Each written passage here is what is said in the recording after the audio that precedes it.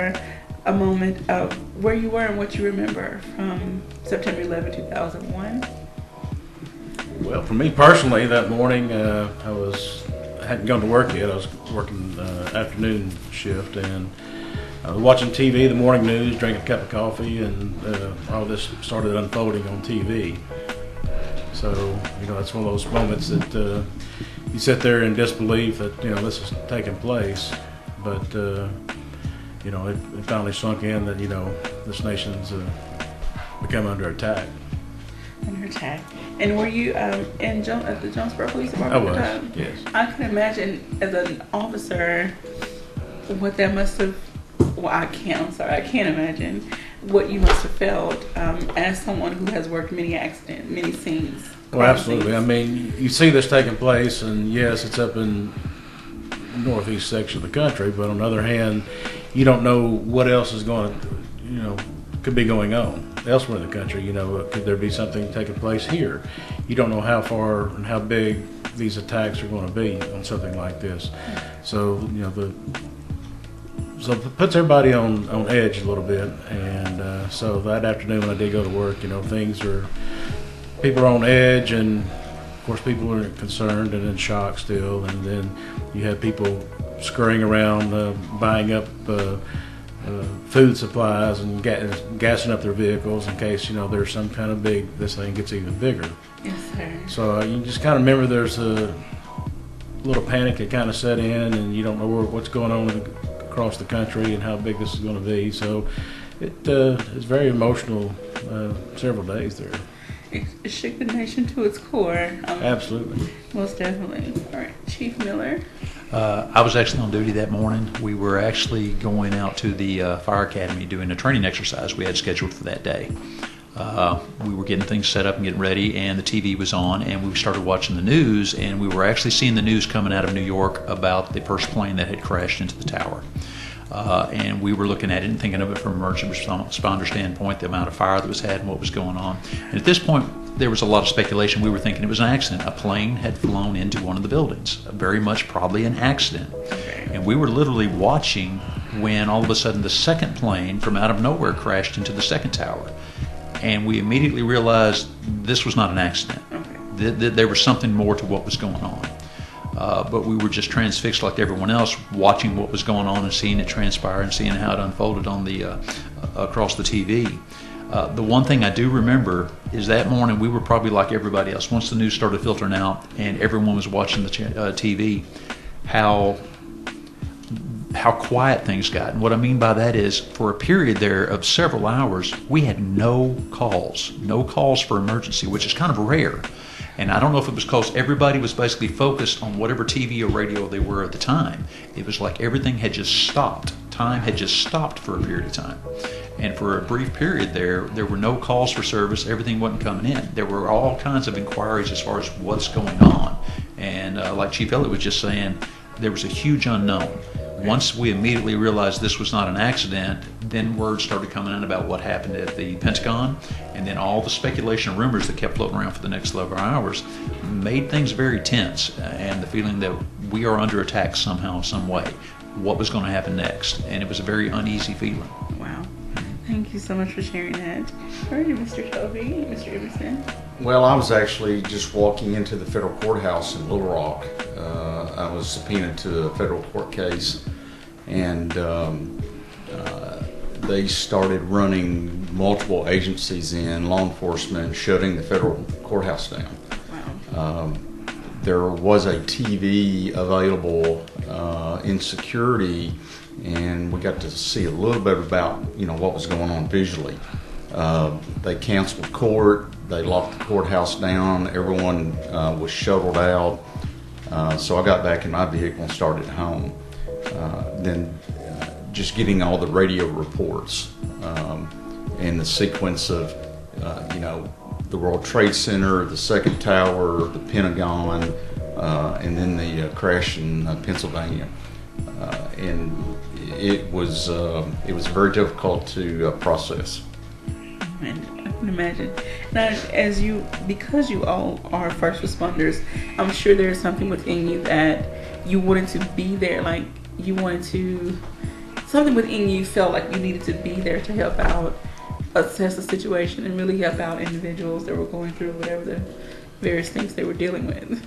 Well, by the very nature, I think, of what the job that we all do is action-oriented. Okay. We feel better when we're doing something to help. And it was kind of a hopeless feeling to sit here and watch what was going on TV, especially when we were all watching these towers coming down. And the dread that we felt for all this is happening, and there's really nothing we felt like we could do to help. We are hands-on, action-oriented type of individuals that work in this industry, and that's what we wanted to do, was wanted to help. So it was a very helpless feeling there for a while. We were trying to have a lot of empathy, and we could feel what these people were going through. But to the level that we were seeing it is something I've never seen before in my life and hope never see again. But it was also kind of a helpless feeling knowing that we couldn't do anything to help them. No. All right. So, you have any thoughts, Mackenzie? Well, we was talking before we went to break about this is definitely one of those moments where you definitely remember where you are or where you were when the news came. And like Chief Miller said, I was basically glued to my TV. I actually first got wind of it logging on to CNN.com, and they said a plane has hit the World Trade Center. I'm like, let me turn the TV on and see what's going on, and ended up just being glued to the TV for hours. I didn't even go to class that day. I skipped all my classes, and I remember they had the candlelight vigil the night right after on campus. And like Chief Miller said, it was just one of those moments where time just literally stood still. Alrighty.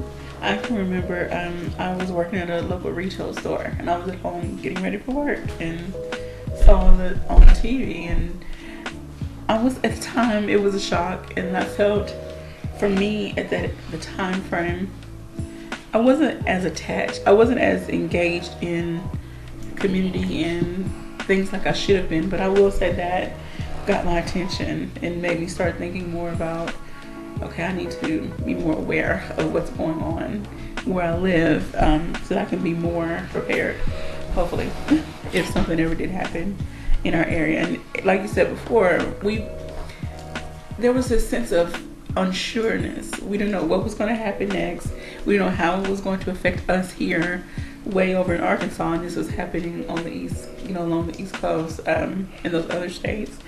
But I think that moment really woke us up. I know we've had other moments in history that have been eye-openers and really shaken us to our core, but in my lifetime, since I can remember, that was one major one.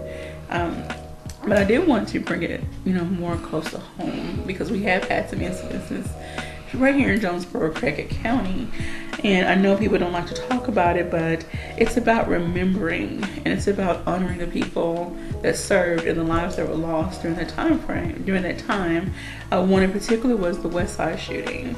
That was very close to home, very tragic. And so I would like for you all to share, okay, from the moment the calls start coming in, how did you all jump into action? Because people need to understand that this is a coordinated effort. You all work together, and you all really work hard, and you work great, and I really appreciate all the work that you do. So if each of you could please share that time, that moment, when the calls first start coming in, what happened next? Well, in regards to the West Side incident, I was at work that day, and I didn't hear the initial call come out on the radio, but I kept hearing sirens going by the police station. So I did get the radio turned on and found out what was taking place. Immediately ran out of the building and got to my car and put on my bulletproof vest and got in the car and proceeded to drive about as fast as I could towards the West Side. And even, early on as that call was, I was passing parents that were also responding, because people listen to scanners and how information travels in today's age so quickly.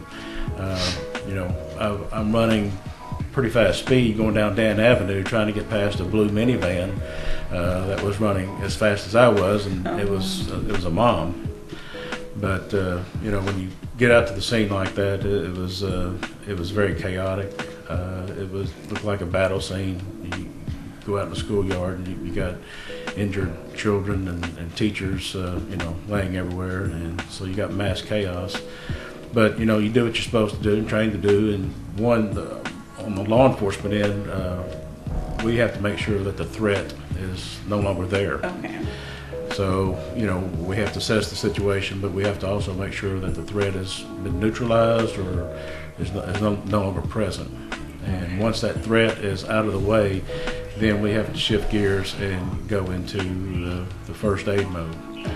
So that's when EMS and the others come into play, and they start doing triage and scene assessment and start rendering aid. And I think that'd be a good transition into Mr. Emerson. I don't know if your company actually was one of the ambulance services that were on the scene that day, but if so, just kind of from your end, kind of describes what goes through your mind when you approach a scene like that. Well, I was at the office when the call came in, and it started off just one call, then two calls, and then every line was lighting up. Not only from 911, but we were getting direct calls from cell phones and from parents and from teachers. And we started dispatching units, and you're trying to process exactly what could be going on out there. And then I responded in my truck and was pretty close behind Chief Elliott. And you get there, one thing that you're trying to figure out, again, is that threat or those shooters, are they still out there? And not only are you worried about those patients on the ground, you're worried about all the personnel that are out there. It's a lot to process in a very compressed time frame. And Chief Miller, did the fire department respond at the time? We didn't actually send any of our physical units out there because it was just outside the city limits there, but a lot of our personnel did respond. I was actually off duty that day. Okay. By the time I heard about it, it was probably a good 30 minutes into it before the initial process happened. And what I was thinking of is my children didn't go to Westside School, but my first reaction is, what about my children in my school? I couldn't comprehend what the parents were going through. But we do have a lot of individuals, a lot of firemen that did have their children there. And that was like what Chief Ellis said. One of the first responses as a parent, you wanted to make sure your children are happy. And just the sheer amount of traffic and individuals that were heading that way to the school overwhelmed the situation, and understandably so. The parents want to make sure their children are all right. First thing I wanted to do was go get my kids from their school to make sure that they were all right. Okay. Now, Chief Elliott, during that time, like you said, there's a lot of parents and a lot of maybe other individuals who are just trying to come either to see what's going on, to see how they can help civilians. Do the officers step in and try to keep everyone back that are non-emergency personnel to try to get a handle on the scene? One, to not contaminate the scene, and two, to make sure that the offender is apprehended and the victims are taken care of. Well, again, it goes back to the threat. Once the threat, in that particular case, it came across the radio that two were taken into custody. Okay. So we knew we had two in custody, but could have, obviously there could have been more. Okay. So we didn't know, but we get to the scene and realize that, okay, there's not any more shooting, so, it's time to flip hats and start rendering aid. Yes, you have other people that's heard the calls come out, off-duty nurses, off-duty paramedics, EMTs, things like that. They're coming out because they have a particular skill set that they can bring to the situation. So you welcome those people because, again, you had multiple people shot out there. So the goal is to get everybody treated. Then not only those that you had physically injured, but you had those that had complications from just the incident. We had kids laying on the ground that were in shock. They weren't physically shot or hurt, but they were in shock from seeing what had taken place, and they felt paralyzed. They couldn't get up and move, so they had to be dealt with. Then you had adults show up and had medical emergencies, hyperventilation, some chest pains, things like that. So then that ties up additional EMS resources. So in a situation like that, yes, we're responding. All the ambulance services that we got, any kind of medical help we can get out the scene, they're going to come. On duty, off duty, yeah, they're going to come. Once the injured or have been taken care of, then that's when we like to shut the scene down, get everybody out, and then start processing the scene as a crime scene. So then that takes, 8 to ever how many hours. That was a long process, and we took about 2 days to process that scene. Okay. Once again, we are speaking with Jonesboro Police Chief Rick Elliott, Jonesboro Fire Chief Kevin Miller, and Mr. Toby Emerson, owner of Emerson Ambulance, and also the Craighead County Coroner. And I want to ask this question for Mr. Emerson. Let's talk about your duties as the coroner, because, I mean, that's a job that people may have heard of but may not know much about. Well, as the coroner, I'm responsible for any investigation of any death that occurs outside of a medical facility. There's about 20 different classifications of deaths that the coroner works. Homicide, suicide, accidents.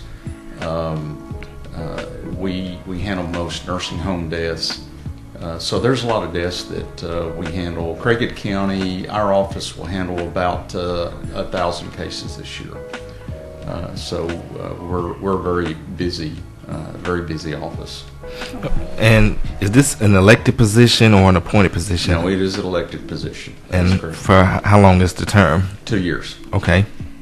It's just like the sheriff or the county judge. It's a 2-year.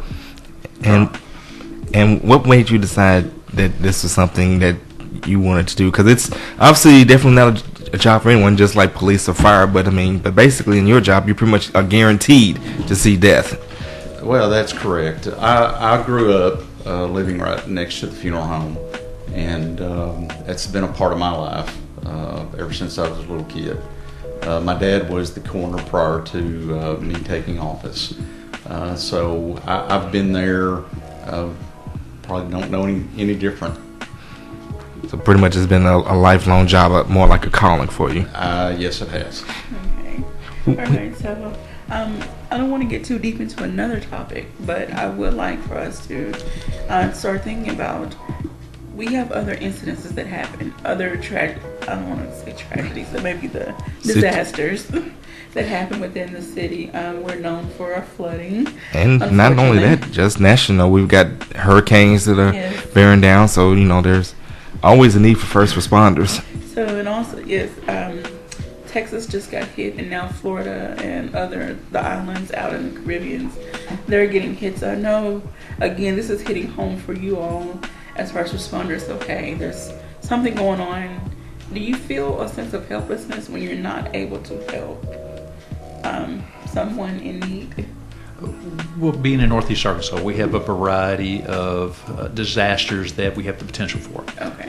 Some of the most common is the storms, when the storms roll through, whether it's going to be a tornado, potential flooding, and we also live in an earthquake zone.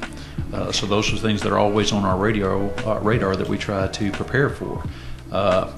Fortunately, for us, compared to what's going on in other parts of the nation, Texas, down in Houston, what's going on in Florida, those are long-term events. These are going to be lasting for many, many days. For us, a tornado rolling through, a storm may come through, it may last a series of a few hours, and then it moves on, then we help come in and kind of clean up afterwards. The flooding, now what you have a little bit to the north of us, what happened in Pocahontas just a few months ago with the flooding that they had, lasted several days, and the ramifications will go for several days. The flooding here in Jonesboro itself is usually more what we call flash flooding. It may only last for a few hours up to a day or so, but it still has a significant impact on the people that it affects. We don't want to minimize that. And we'll have to stop there. We're getting ready to go to break. We are speaking with Jonesboro Police Chief Rick Elliott, Jonesboro Fire Chief Kevin Miller, and Craighead County Coroner Mr. Toby Emerson. This is Community Conversations. Remembering 9/11. Don't go anywhere. This is KLEK 102.5 You're FM. listening to Community Conversations on KLEK 102.5 FM. We'll be right back.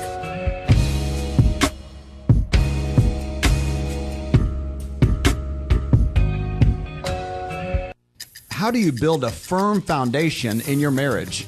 I'm Mark Merrill with today's Family Minute. In his book, Uncommon Marriage, Tony Dungy writes, "So many problems in marriage occur when spouses notice that the intense physical attraction is no longer there and assume that must mean that love is gone." Coach Dungy goes on to share 3 ways to build a strong and lasting foundation in your marriage. First, don't rely on feelings. Love is a choice you must make every day. It's not just something you're supposed to feel. Second, realize it takes 2. If you're constantly feeling unsatisfied emotionally or physically in your marriage, first look at yourself to determine if there are any changes you can make. For more ways on building a firm foundation in your marriage, visit my blog at markmerrill.com. Remember, your family first. Family Minute is made possible by the Kappa Nu Omega chapter of Alpha Kappa Alpha Sorority Incorporated, a non-profit organization committed to service to all mankind. Kappa Nu Omega Alpha Kappa Alpha on Facebook and KNOMEGA1908.com. Attention members and guests, the Jonesboro Alumni Chapter of Kappa Alpha Psi Fraternity Incorporated presents Animal Instinct, the post-game party, Saturday, September 16th after the A-State UAPB football game at Legends Barbecue Smokehouse, 1025 West Johnson Avenue in Jonesboro, from 9 o'clock p.m. until 1 o'clock a.m. This is a 21 and up event. A portion of the proceeds will benefit the St. Jude Children's Research Hospital. More information is available via any member of the Jonesboro Alumni Chapter of Kappa Alpha Psi Fraternity Incorporated. KLEK thanks C.J. Pepper and the staff of Life Strategies Counseling Incorporated for helping people through hard times in life such as depression, family issues, stress, abuse, and more. They offer counseling and therapy for all ages, individuals, families, and groups. They are located at 1217 Stone Street. Phone number 1-866-972-1268 or online at lscihelp.com. The key to making this station even better could be parked in your driveway right now. Donate your old car to us, you'll get a tax deduction, and we'll tow it away for free. Go to klekfm.org for more information. From the KLEK Community Calendar, there will be a free community workout every Sunday and Tuesday starting at 6 o'clock p.m. at Allen Park, and every Thursday night also starting at 6 o'clock p.m. at Parker Park. More information is available via Arlesia Baker at 870-273-3437. A day to remember.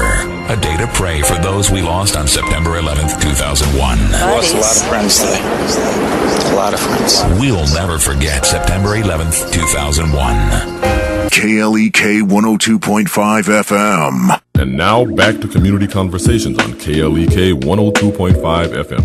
And we're back on Community Conversations on KLEK with our guests, Jonesboro Police Chief Rick Elliott, Jonesboro Fire Chief Kevin Miller, and Cricket County Coroner Mr. Toby Emerson. We're getting ready to now talk about how to prepare for disasters. We talked earlier in our break, we gave our remembrances of 9/11, and we definitely never want to forget those that were affected by that tragedy. And we even talked about the West Side shooting tragedy more on a local level, and just some of the disasters that have occurred in recent memory. But now we want to talk about how we can prepare for the next event, what to do. So I'm going to let Kubila take it from here. So, as we know, Jonesboro has faced some issues such as flooding and ice storms, and other surrounding areas have faced tornadoes, such as just 2014. I was looking up, Mayflower and Bologna were hit very hard, and I can remember being a part of some of the relief efforts to gather supplies to take down to those individuals. But there have been different things over the past several years that have happened here in Jonesboro. One of the ice storms, 2009. Yeah. That was one that I can remember, that school was out for like a week. People were out without power for like 2 weeks or more, depending on where they live. So we would love for you to talk about how can people, I know it's impossible to get 100% prepared, but how can people become a little more prepared for these incidences?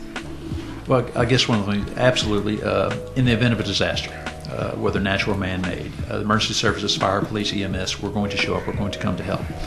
But the best person that's situated to help you in the event of emergency is yourself. Okay. And the best way to do that is to be prepared. There are a couple of websites, the FEMA website, the Arkansas Department of Emergency Management, that give some basic tips on how for you to prepare a basic disaster kit. And it doesn't have to be complicated. You're looking at some basic materials that's going to be able to get you through anywhere the next 12, 24 to 72 hours. Some of the basic things are like water, food, non-perishable food. Depending on each individual's personal needs, if you have particular medication, making sure you have some backup medication. flashlights with extra batteries, because in the event of a major disaster, you're not going to have the basic needs we think of: running water, electricity. But the best person to help you is yourself in the event of emergencies. Okay. I noticed on the website they have a tab for kit storage location. So it's important to put your kit in a place that's easily accessible, somewhere that you're going to remember where it is. I'm sure. Also, I wanted to ask, switch a little bit, Mr. Emerson. Do you all do any type of events to help people learn first aid or triage, basic triage? We do. I'm actually part of it's called Stop the Bleeding Foundation. Okay. It's a nonprofit. We're a 501c3. Right now we're teaching fire and police the use of tourniquets and bleeding controlled items. Also through the foundation, we're pushing out what we call IFAKs, individual first aid kits, that have these tools in it. So yes, we are. And later on, we hope to start including public in that. Okay. We definitely want to keep an eye on that so that we can make sure to inform the community on when and where you're doing various events. Okay. So let's go through, some of the items in your supply kit, some of the basic. Water, of course. Now, what if there's a case where water is limited? Are there any special additives? Say if you had to use whatever water was around and it wasn't very clean or safe, are there additives that you can keep on hand to add? There are different what they call purification pills. I've never personally tried them, but I guess I'm not worried too much about the taste if I have to get that. Okay. To me, the simplest option is the best. Just having a few cases of bottled water. Okay. Very easy, very transportable, very easy to keep track of. But they do make purification tablets that you can put in water. Okay. And then some food items that people need to keep on hand. Simply something that's going to be long-term, non-perishables, canned goods. Just make sure you have a can opener to be able to open it, whether it's tuna fish or a can of soup, but depending on your ability to be able to have a place to cook it. But it's something that doesn't have to take a lot of preparation, depending on if you're not going to have utilities, a stove, a gas stove, whatever, to be able to cook it. But it's basically non-perishable foods that will be able to last you for a couple of days. Okay. And then what about an escape plan? Does the fire, police, emergency services, do you all come together and ever host an event basically to talk about an escape plan? In the case of this event, how to prepare a plan for your home? Well, when you say escape plan, now we will help design and help you have an escape plan for your own personal home in the event of a fire. Okay. But in the event of a disaster, I guess it depends on the type of event where you want to escape to. If you have an ice storm or something like that, the elements, that sort of thing, there's not really an escape path. You see a lot of that going on down in Florida right now. People are trying to get out of the path of the storm because they have a lot of notification. There's 2 or 3 days notice that this storm's coming, get out of the way, get out of the way, get out of the way. Unfortunately, in our region, a storm may pop up and we may only have a few hours. In the event of a tornado, only a few minutes notification. So we basically practice shelter in place. Making sure that you have a secure area in your home. Where is your safe place in your home? Whether it's a hallway, somewhere away from the windows, in the center of the home, in the strongest possible area of your home, that's your safe place that you can go to in the event of a storm. Okay. Mr. Emerson, I'm sure when people call you, they expect you to, do more than maybe what you're capable of. But what is the ambulance? When someone is inside the ambulance, what are you capable of doing? What services are you capable of providing for them before they get to the hospital? We run all what we call ALS, they're advanced life support units. Okay. We have all the baseline cardiac drugs. We have a multitude of other drugs. We have respiratory adjuncts that we use to help if you have a respiratory issue. So we basically have a very mini emergency room within that ambulance. Okay. All right, so Chief Elliott, any other thoughts you would like to throw in? I know that you all are sometimes the first, along with the ambulance service. I'm sorry. Yeah, it's all 3 services work together daily. Every day throughout the city, you'll have all 3 services tied up on the incident working together. Most of the times it's a vehicle accident. You'll have police, fire, EMS. And, you know, we know what EMS is supposed to do. We know what fire is supposed to do. And then on the other hand, we're going to be working the accident. So once we get to the scene, make sure, one, the scene is safe, and then we bring the first responders in, and they're going to help out the injured parties that are involved. Our officers are all trained in basic first aid, but when these other services come on scene, they have more advanced training, obviously. So they take over that aspect. We take over scene security and rerouting traffic. Okay. So it is hand in hand, day in and day out. If there's a large structure fire, then we're obviously on the scene, blocking intersections and providing a safe perimeter for the fire department and keeping the public away from the scene, because you never know in these fires, and you know, there may be explosions and things like that and any potential hazards. And obviously on any situation like that, there's always an ambulance on standby for any injured, in case a fireman gets injured or anybody else gets injured. So they're always on standby also. So everything we do that goes on in emergency services in the city, it's all hand in hand, day in and day out, and always has been. So we have a great relationship with each other. We understand each other's roles as these things, you know, take place. So you get say an active shooter type situation, you know, EMS is going to stage back a little bit until the scene is under control. The shooter's been neutralized. So we have a protocol on the way things are handled and, you know, how they're going to come in. So anytime we get a shooting situation or stabbing situation, the police are going to get there first. We're going to secure the scene, then we're going to bring the EMS folks on in, you know, after we secure the scene. So you're not going to have an ambulance running up on the scene before the officers get there. Okay. That's just not in the protocol. If it was a situation where there was someone broke into someone's home, maybe shot them, stabbed them, you know, something like that, when you all come in, how does it work first? Patient care is primary. Always, when you have somebody's life at risk here, it's getting the patient taken care of, and make sure they're dealt with first. Okay. Then the scene for processing becomes secondary to that. Now, if it's a situation where, say, the doors or entranceways are barricaded, is this where the fire department will come in to try to break in? Well, it depends on the situation. Okay. The police are very, very good dealing, if it's a criminal situation per se, the police are very good at being able to have access and gain access in certain parts of the building. So it really depends on the situation. Okay. Like Chief Ellis said, our primary goal is patient care. Whether it was a criminal intent, accident, just someone having a medical issue, our main focus on patient care. We'll show up, work very good with the EMS, and our focus is on that, the patient itself. And the police department does an excellent job of the scene security. Okay. We don't have to worry about what's going on behind our shoulder and what's happening behind us. We can focus on the patient immediately, while PD is basically taking care of the scene security. And we depend a great deal on that, and they do a very good job of that. So we can focus on the patient care. We've had a lot of lives saved even prior to EMS arriving. Police officers rendering aid, fire department being there before us. So again, there's a great cohesion. It all goes together here.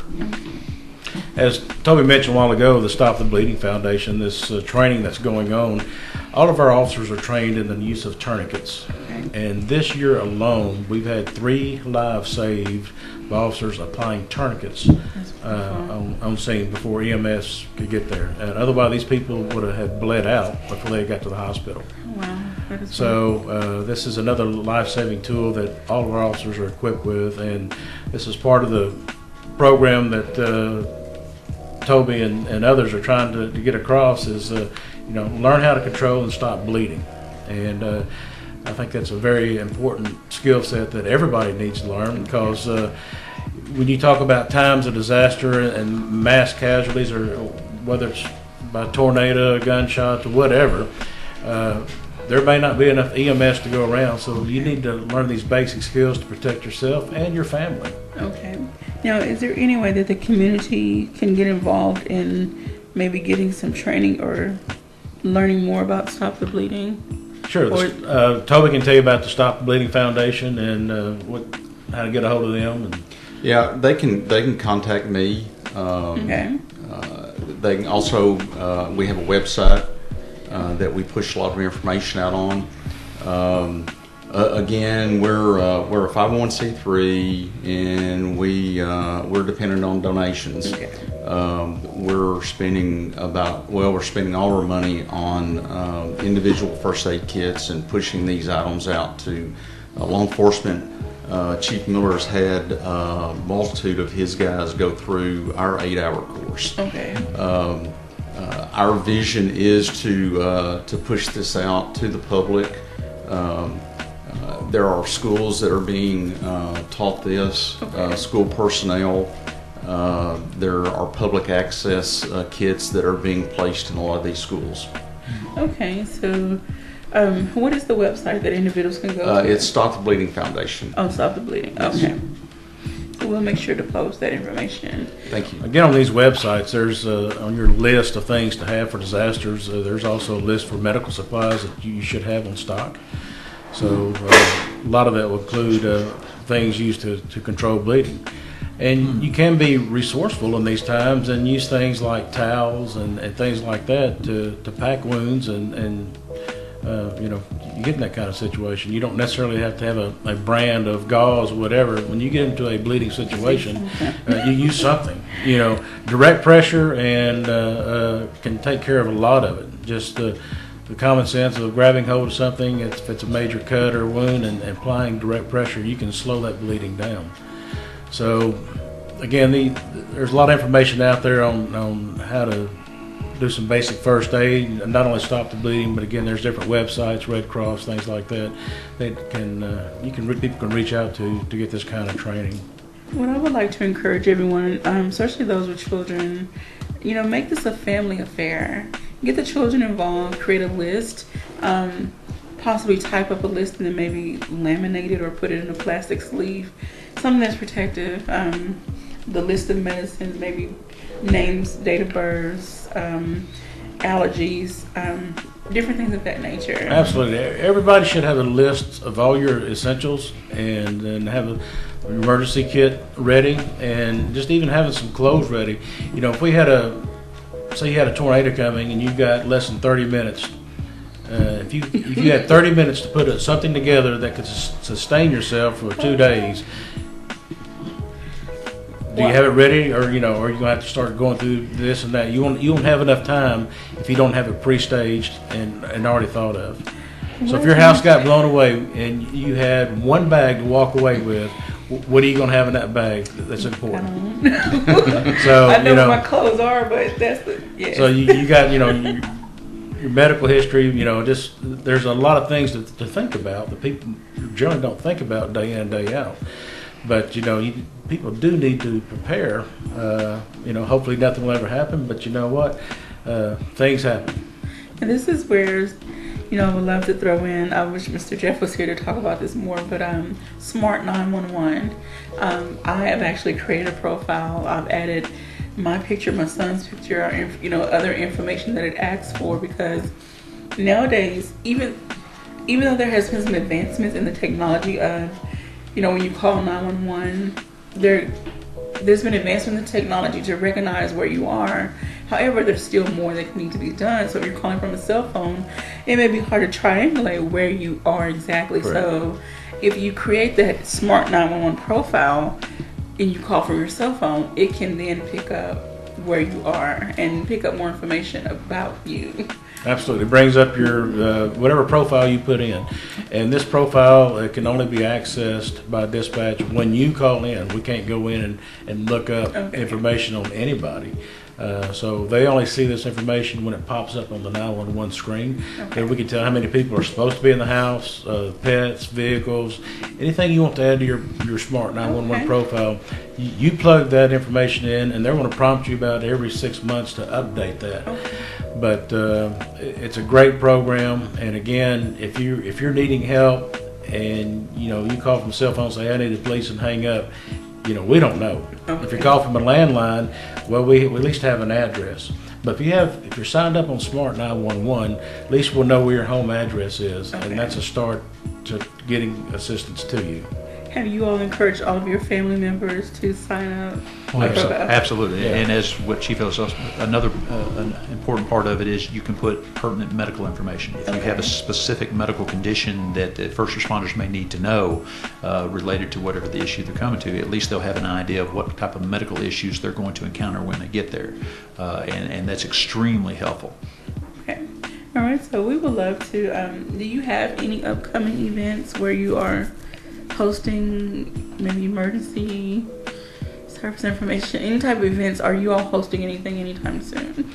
We don't have anything planned right now. We are looking, October for us is Fire Prevention Month. So we will be making a big push on the fire prevention aspects. One of the things that we do, and I'd like to get it out there for everybody, is we provide free smoke detectors to anybody that lives in the city of Jonesboro. Free. Battery included. Where else do you hear that?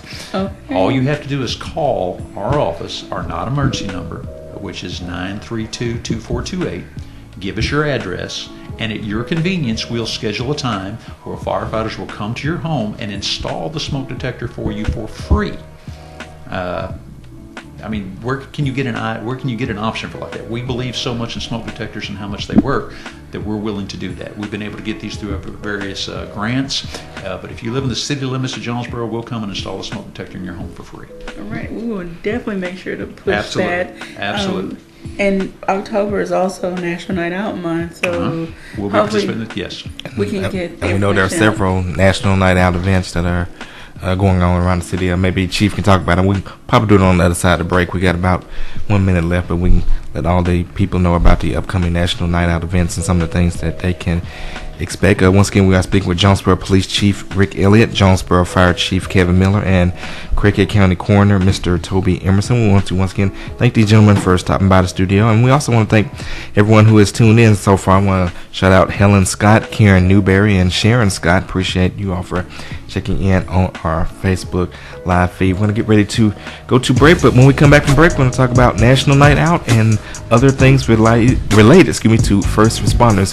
This is KLEK 102.5 FM.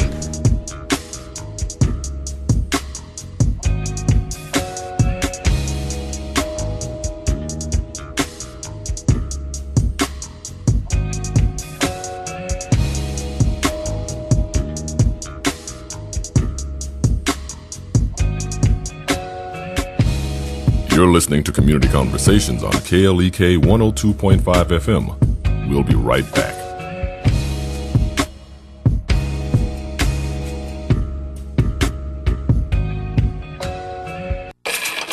We're back with Money Matters. I'm Alfred Edmond Jr.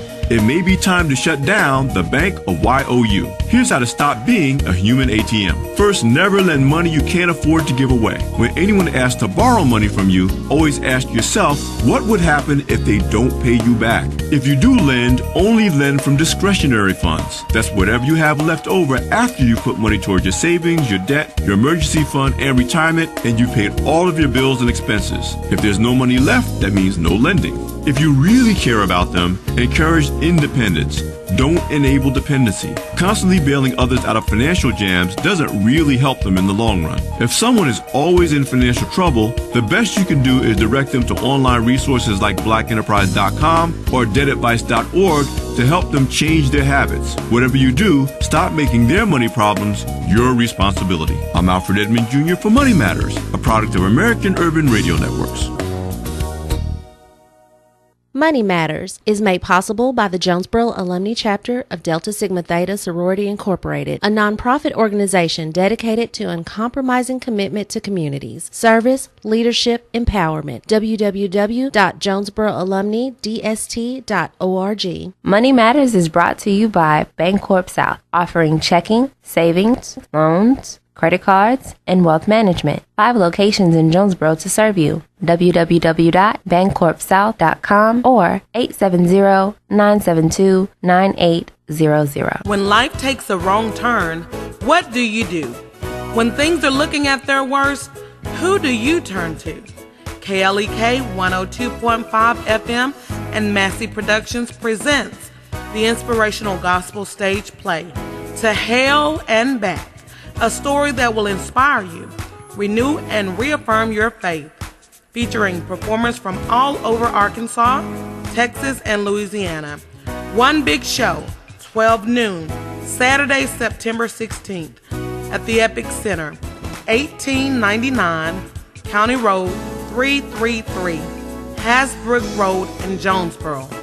Tickets are $10 in advance, $15 at the door, and can be purchased at KLEK, Cool Cuts, the Epic Center, or by calling 870-277-1080. Bring the entire family Saturday, September 16th, before the A-State UAPB game, to the Epic Center to see the inspirational gospel stage play, To Hell and Back. This event is a KLEK fundraiser. Starks Auto Plaza, your pre-owned superstore, is a longtime supporter of KLEK. 2829 Red Wolf Boulevard, Starks offers clean, reliable vehicles of all makes and models. Starks also offers no-hassle pricing, friendly service, financing options with approved credit. At Starks, you're always family, and our motto is, we never say no. 870-203-9980. StarksAutoPlaza.com. And now back to Community Conversations on KLEK 102.5 FM. And we're back on Community Conversations on KLEK 102.5 FM. We are joined by Jonesboro Police Chief Rick Elliott and Jonesboro Fire Chief Kevin Miller. And we want to thank Mr. Toby Emerson, the Craighead County Coroner. He had to step out. He had another appointment. He actually graciously came at the last moment, so we do want to thank him for stopping by and kind of giving us a little bit from the EMS perspective. But now we're going to talk with Chief Elliott and Chief Miller about the National Night Out events coming up. There are a few going on around town, so we'll let the listeners and viewers know about them, and we'll just go from there. Well, again, October 3rd is the National Night Out. That's Tuesday, October 3rd, and we do have several locations around the city. I don't have a list of all those locations today, but probably a week before that event, I'll probably come back on radio and we'll talk about it more in depth. But again, that is an opportunity for the community to get together with your neighbors and get out of the house and get together and get to know your neighbors and more about your community. So it's a good concept. It's all across the nation that this is going on, and again, it just promote stronger, better neighborhoods. And I really hope that everyone takes advantage of, the opportunity to get out and meet your neighbor. I say that a lot. Get to know your neighbor. We need to become neighbors again. Absolutely. Not just the person next door, across the street, around the corner. Or as Chief always say, talk to each other, not at each other. Exactly right.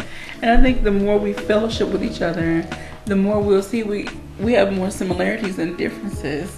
And hopefully we can start looking out for each other as a community as a whole, and try to reduce the crime. Even though Jonesboro is runs fairly low when it comes to crime compared to other cities, but we would love to still see some reduction, a lot of reduction. I think that's the goal. Always, you'll never get rid of it completely, but you want to get it as low as possible. Absolutely.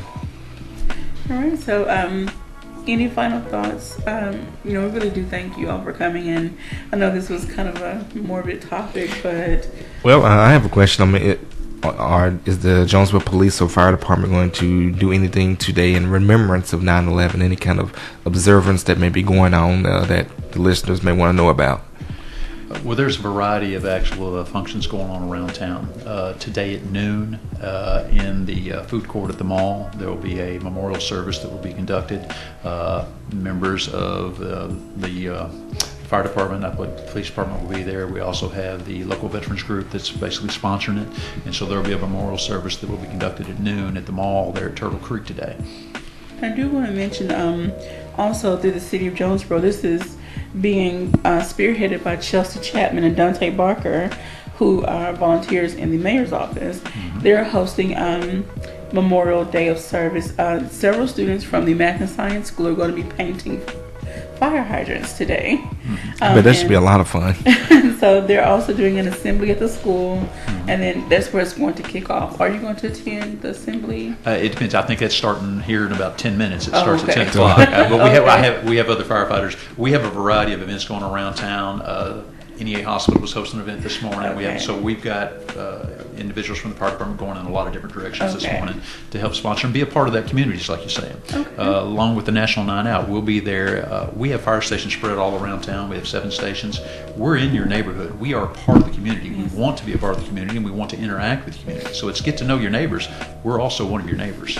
And yeah, because I know I live on West Nettleton, and there's the fire station down there. Right next to the park. Because whenever a truck comes down the highway, my dog starts howling. So yes. So yes. He's definitely a fan of the fire department. And there's one close to. I live on the north side, and there's a fire station on Patrick. Patrick, yes. On Patrick, yes, just so off of Johnson Street there at Patrick. I get to hear the sirens whenever there's a call. So we do appreciate all that you do. Thank you. And you answer not just fire calls. You answer carbon monoxide or some other hazardous. Yes. We deal with pretty much anything where someone's not getting arrested or going to jail. We usually get called, and we appreciate the police department taking care of that. But yes, whether it's fire, rescue, medical, carbon monoxide calls, we get a lot of those, especially in the wintertime. Whether from burn complaints, is pretty much of a wide variety of issues. Chief Miller, do you ever get the old school "my cat's stuck in a tree" calls? Yes, we do. Oh, good. Yes, we do. But fortunately, we get those calls. But no, that's not a service we actually provide. They usually will come down. They come down on their own. Okay.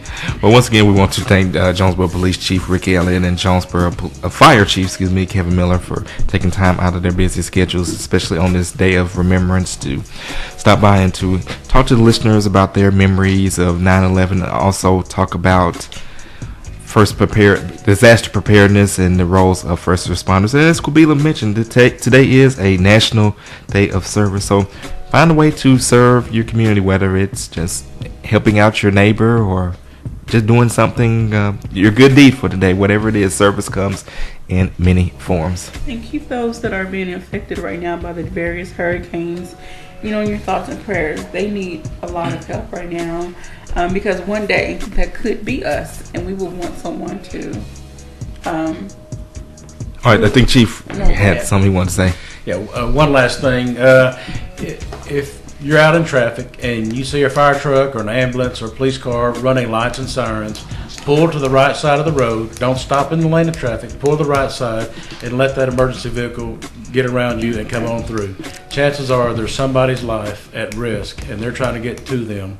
So be kind and do the right thing. Get out of the way of emergency vehicles and let them respond to where they need to be going. Isn't that the law? It is the law, but it's also good common sense, too. It is good common sense, but too often people panic at the last minute and they just slam on the brakes in the middle of traffic and create an accident or a hazard for responding vehicles. Law, just move to the right side of the road, get out of the lane of traffic, and let these vehicles get on through. What if they're in the other lanes? Do they have to stop as well?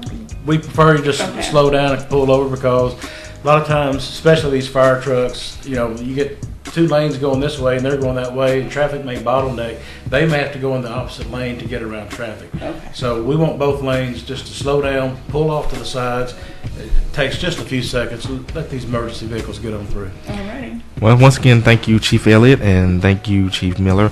Once again, go out and be of service to your fellow man or your fellow woman. And, of course, never forget those that we lost on this tragic day. And pray for our nation, and God bless each and every one of you. This is Community Conversations. This is KLEK 102.5 FM. Thank you for listening to Community Conversations on KLEK 102.5 FM, a program focusing on the people working to make the Jonesboro community a better place while offering viewpoints from all sides of the issues. The views expressed in this program are those of the participants and do not necessarily reflect the views of KLEK.